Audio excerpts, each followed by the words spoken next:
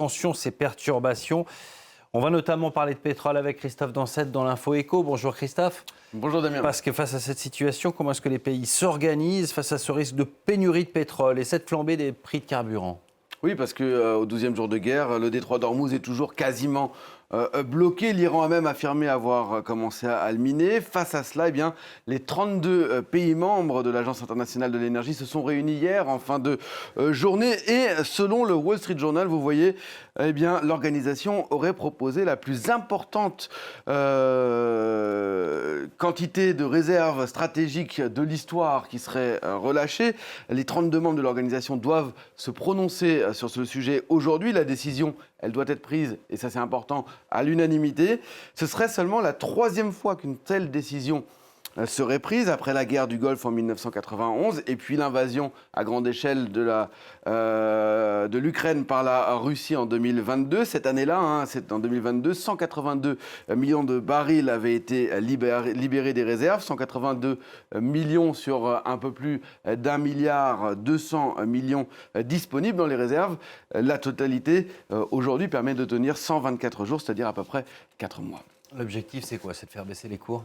Oui, et je ne sais pas si ça marche parce que c'est très volatile, mais en tout cas, les cours, ils se maintiennent. Ce matin, on est en dessous des 84 $ pour le WTI, c'est-à-dire le brut américain, et puis le Brent, lui, se maintient en dessous des 88 $ le baril. Mais il y a quand même des pays qui aujourd'hui redoutent des pénuries et on va le voir sur ce graphique à partir de la carte du détroit d'Ormuz. Cette carte, ce détroit d'Ormuz, c'est par là que transite 20% du pétrole mondial. Mais quand on regarde où va ce pétrole, on comprend pourquoi certains pays sont plus inquiets que d'autres, puisque un peu plus de 30% du pétrole qui vient du détroit d'Ormuz, de la région du Moyen-Orient, part en direction de la Chine. 15% prend la direction de l'Inde, 12% de la Corée du Sud et 11% le Japon. Le résultat, c'est que certains pays asiatiques redoutent aujourd'hui vraiment de se retrouver prochainement sans pétrole, ce qui n'est pas du tout le cas. Et on a vu le ministre français, par exemple, le répéter, de l'Europe qui en dépend très peu ou bien des États-Unis. Et alors, certains tentent de limiter la consommation avec des mesures concrètes. Oui, comme par exemple le rationnement. C'est ce qu'on voit en Asie, dans certains pays. Le Bangladesh, par exemple, pays de 170 millions d'habitants, qui importe 95% de ses hydrocarbures. Eh bien, la tension, ces derniers jours, elle est très vite montée. Et on a vu des incidents dans des stations-service avec des automobilistes prêts à tout pour faire un plein.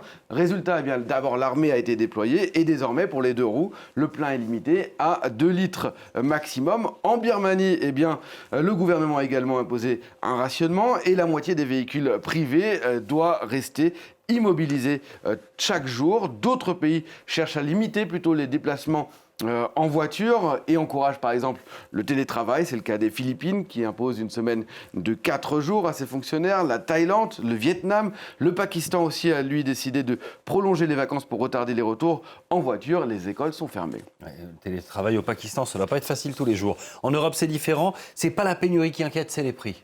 Oui, et on voit très concrètement, à Paris, on a vu des stations-service qui avaient des prix de l'essence à 2,60 €. On voit même 2,96 € ou 97 parfois, c'est énorme. La moyenne dépasse très largement donc les 2 €.